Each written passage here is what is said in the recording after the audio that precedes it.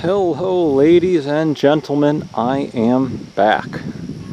Man, I have just been incredibly busy these past 6-8 months or so, and I know I haven't uploaded any videos, so here you go. Now my excuse is that, well, firstly I've just been super crazy busy doing everything and then some, and I made a few videos a couple months ago, and the 1 terabyte hard drive on my computer was full, and I didn't even have the time to sit down and transfer stuff over to a external hard drive to make more space to put my videos on. So I finally slowed down a little bit, so I made space on my computer, and I'm making this little video here, and I'm gonna put this ahead of the clips that I took months ago for you guys, but I'm starting in the same spot that I started my other video in. But here's a mid-September look at the garden. I'll talk more about this in the upcoming clip. Lots and lots of improvements. This weed fabric is an absolute lifesaver. What I got here is buckets of fermenting, rotting garden waste. So I'm trying the Korean natural farming, jadam farming method, and that basically, well, there's a lot to it, but one of the concepts that you follow is a no-till and also no crop rotation. You put back into the soil what you take out. So you put the same stuff in the same spot every year. A lot of people look at me like I got two heads when I say that, but that's what I'm trying. So the idea is these buckets are filled with crop residue from the row they're next to. This was tomatoes here. I guess they were determinate tomatoes. They all finished and died.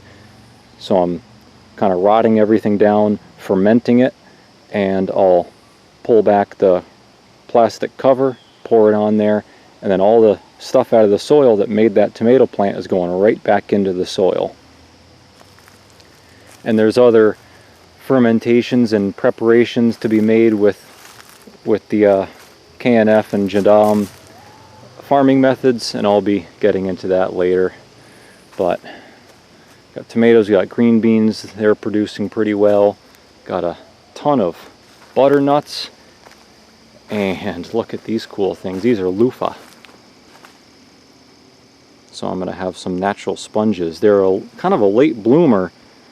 If and when I do these again, I'm going to start the seeds indoors earlier on. And it's amazing. This plant here, this vine, started all the way back there. This is a 15-foot long row. My dragon fruit is growing quite well. Now that these cuttings have rooted and grown, I'm going to do a more dedicated planting in a pot with them. There'll be more videos to come down the road whenever that happens. Got some ginger I'm growing just for fun. I expanded this part of the garden. I believe I covered it in the clip that's coming up. The soil is really shitty over here, so I made raised beds. I expanded, I made 2 more raised beds, expanded my potato and garlic patch. We got a lot going on in the garden. I'm going to try to grow and raise as much of my own food as possible. So I guess I might as well tell you, this video is just kind of an overview of all the stuff that's been keeping me crazy busy, and give you a little hint of what's to come. This area, I don't know if this has ever been in my videos. This has just been a disaster for years. This is where I parked all my equipment. There was a big ugly tree growing there. It was a spruce tree. It was getting bigger and bigger. It was close to the house, and eventually it's going to cause me trouble. So I ripped that out, moved some stuff around. Those posts are the posts I laid out for the location of my sugar shack, maple sugar shack. So I am upgrading my maple sugar operation for next year. These bricks are going to be for the floor. I'm going to have a nice brick floor. In this area, has water runoff issues, so I used my bulldozer with the awesome 6-way blade on it, and I made some swales or furrows or whatever you want to call them. Drain that down into the woods. So a lot of forward progress here. I didn't plant any seed. The crabgrass will grow in just fine. Oh yeah, I'm also into engines too. I kind of forgot about that with all the food stuff I'm doing. It's just amazing, all the growing and weeding and canning and picking and preparation and preserving. It just keeps me insanely busy. I can't say it enough, and that's just me now. So it's a lot of work for just one guy. This is a someday project, so it's just set up nice, and I got some sunflowers and stuff growing to make it look like a half decent piece of yard art. But anyway, that's it for this clip. There's some clips to follow, and I got some other things coming down the pipeline eventually. So thanks for holding on and hanging on, and hope you enjoy this video, and come back for more, whether it's in a week or in 6-8 months. Hello everybody, welcome to the backyard, and it is lush back here. I have not made many videos recently. I've just been busy with what you're looking at and projects at the farm as well, but it's about time to put you guys in on the loop. I want to do just a little garden chat and walk around. I'm doing some things differently this year, and I've added some additions to the garden, so let's get going. Firstly, right in front of us, wheat, hard red spring wheat. I have all this lawn here. The lawn's not doing me any good, so I tilled up a section of it, planted wheat. I'm going to have a video coming out on that for harvesting and threshing and everything. This little spot here, my chicken coop was here, and I moved it, so it was really good soil from the chickens pooping there for 6 years. So I tried to make an herb garden last year, but there were so many volunteers from all the fruit that I gave the chickens over the years. I had a bunch of tomatoes and squash growing, so the herbs they got choked out. Tried planting herbs again, but I was kind of rushed. I didn't do a good job. I have one dill plant. I don't even see it, but we got another volunteer squash. I planted a sunflower here, and there's some carrots. These are transplant carrots. They're also getting taken over by crabgrass, but I'll show you my carrots over there later. When I thinned them out, I said, rather than throwing these away, let me see if I can grow them. So if they grow, great, and if not, whatever. I have some perennial herbs over there. There's some, I don't even know, some oniony sort of things, and rosemary and thyme, I believe, or oregano. Also a little taken over by weeds. I've been neglecting this a little bit. Horseradish. There's a rhubarb, first year rhubarb back there. Over on this side, I thought it'd be fun to plant a Yankee crop, a real true Yankee crop. This is tobacco, and they're quite happy. Got pretty little blooms on there. You're supposed to pick the blooms off if you want better leaf production, but clearly I don't have a problem with leaf production, so I thought it'd be fun to try, and it was quite successful. So I'll be using this as a pesticide. I'll make pesticide or a bug repellent with the leaves. And just for fun, I planted some more sunflowers. Right here I'm holding the camera about eye level, 6 feet. Look at those suckers. They're probably about 10 feet tall, I'd say. They're right next to the compost bin, and right there is where I put my dirty chicken bedding. It's all shoveled out now. I used it in the garden, but very, very nutritious, fertile soil here. So these, they're not flowered out yet, but they are just monstrous.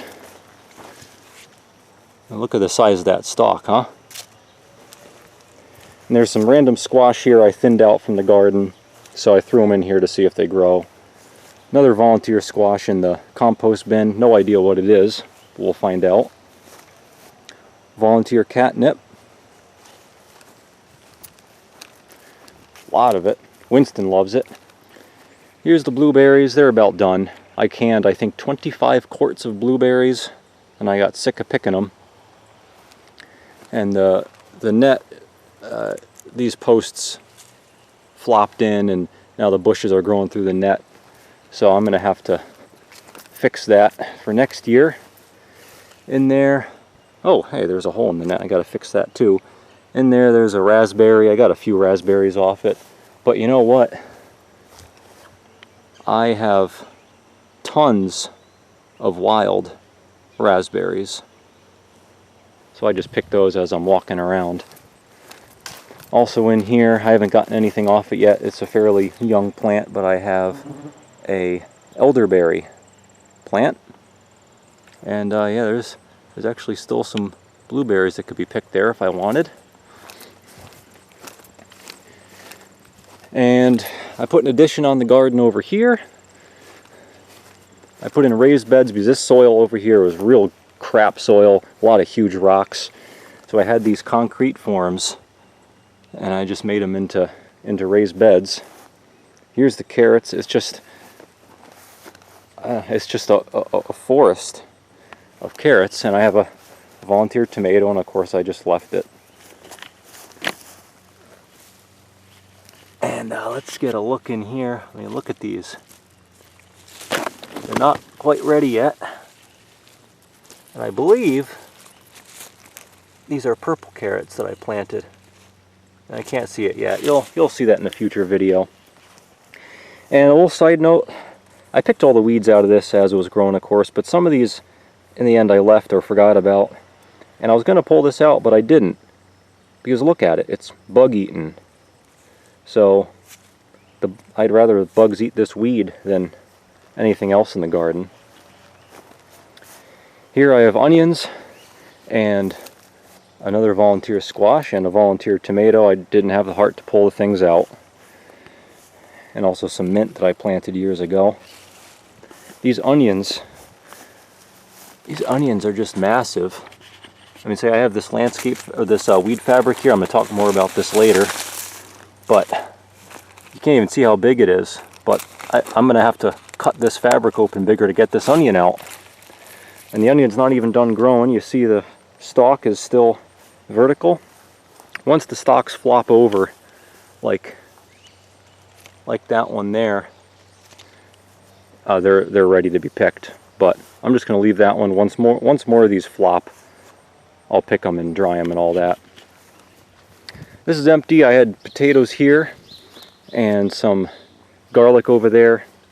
Garlic grew decent. The potatoes were amazing. There's a version of potato planting that you can find on YouTube that I tried.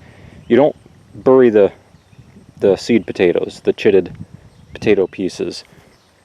The autumn before, you lay out some hay or straw or whatever, a few inches thick, and just let it sit and kind of rot throughout the rest of the year and into the early spring.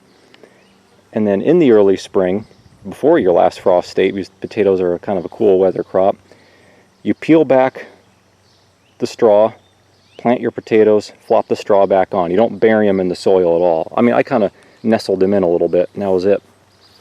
And they grew great. It's the end of July, and they're already harvested. I've got, out of this little patch, maybe it's inside where I planted it was maybe 5 feet by 10 feet. I've got, I don't know, 20 pounds of potatoes out of there. I didn't measure, but quite a bit of potatoes. So it was very successful. Here I have this windmill where no matter where I put it, I'm always in a danger of having the thing slice my face off when I'm walking around here. Let's take a walk inside. So, weed fabric everywhere. This stuff is an absolute, just amazing lifesaver and garden saver. It's just phenomenal. Firstly, it keeps the weeds down, obviously. and it keeps the soil cooler, it keeps it moister, it makes the worms happy. In the 6 years I've had a garden here, I've almost never seen worms in the garden. But now, just through the little holes where the plants are sticking out, I'm seeing worms, and I'm seeing tons of worm casings. Like, oh, that fell down. Look, well, it's a little bit dry right now, but through this hole, but look at those worm casings. Very happy. I could actually probably turn the irrigation on. That's another thing. Oh, you can see it right here. I put drip tape irrigation under all this from dripdepot.com. I have the main line coming out here. Oh, with a filter and a regulator and all that. And I teed the hose off so I can have just a regular hose for other watering tasks. I have it rolled up here so I can mow the lawn. So the irrigation is quite easy. The one thing I screwed up numerous times though, watch out where the irrigation lines are when you're putting the stakes in for the fabric. I punctured it several times because I was just not paying attention. Wow, I already got red tomato, or they're almost red. So, oh, and I made hills, I made humps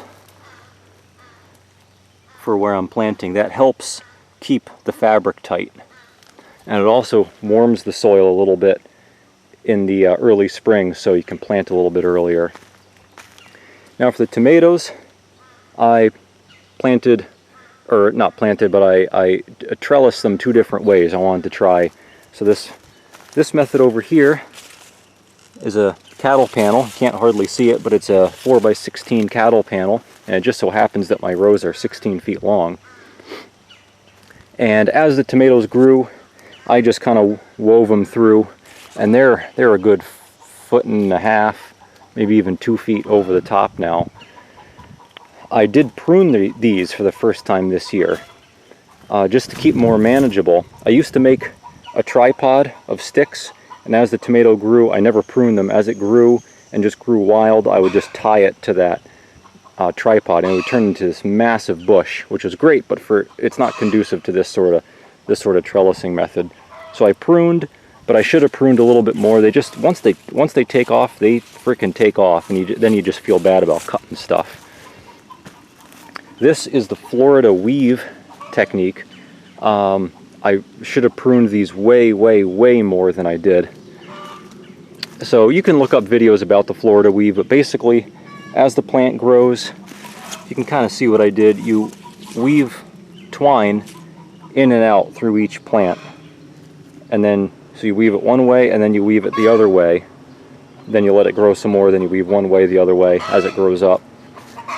You can probably hear the chickens getting all flustered for some reason right now, but anyway, it's just too much weight, and I didn't, like I said, I didn't prune enough, so it is what it is. I just got this bundle of tomato stuff here, so it is what it is, and I don't think I'll do this next year. I'm just going to buy another panel. These were 35 bucks at Tractor Supply. Not expensive, but not the cheapest thing. If I didn't like it, I didn't want to waste the money on it. Got some collards, nothing exciting there. I have two types of green beans. Actually, these are purple. But they're not very exciting because when you cook them, they turn green, like a very pale, unappetizing green. So I did it for fun. I'm gonna do regular old green beans next year. But I do bush and pole beans, because the bush beans produce sooner, but they stop sooner, and then the pole beans are opposite. They take a long time to establish, but then they go like crazy. Cabbage. I am so freaking proud of this cabbage. I've only tried it once or twice in the past, but you can't really direct sow cabbage. I started them really early, I think February or something. They were real slow starters, and I also planted them really early, before the last frost. I think 2 weeks-ish maybe before the last frost. They're a cool weather plant. They're just about ready to be picked now. I've already picked one, made sauerkraut. Look at that. And they're all, I mean not all of them, there's some little ones. The bigger ones, I'm planning on root cellaring.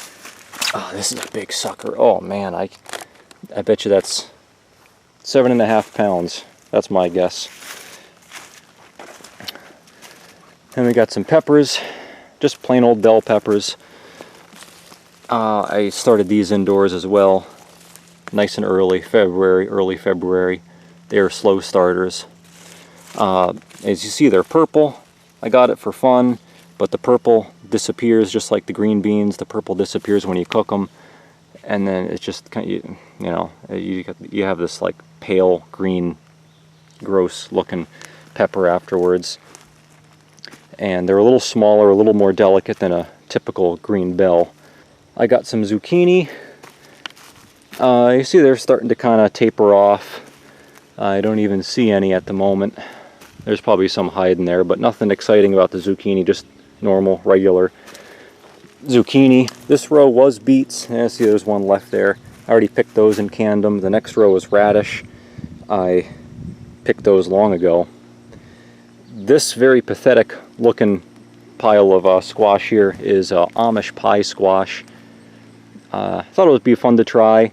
They grew great, and the reason I planted the radish and the beets here is they would be gone first, so these vines could take over and not really harm anything, which worked great, except that I had a problem with vine borers.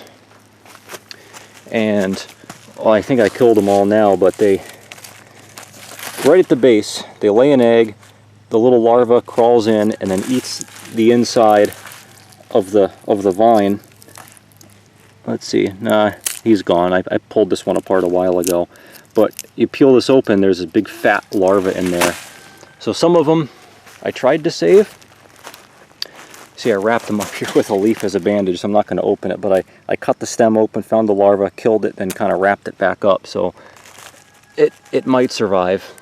The one problem with this fabric, for something like this, you can cut this out and just cut it and kill the larva and then cover some further down part of the stem with dirt, and it will root and it will continue on. I can't do that. In desperation, I did it here. I cut open the fabric and covered it with some dirt. Yeah, who knows? So there's one squash in there. Hopefully I get at least one squash out of this. It is a winter squash. And lastly, what I'm really excited about, I just love it. It's so magical. I used more cattle panels, made an arch. I put stakes in the ground, rebar stakes, and wired it down. I made this wonderful trellis. See the squash, they just hang down. So that's it, everybody. Thanks for watching, and stay tuned next year for more. Thanks for watching.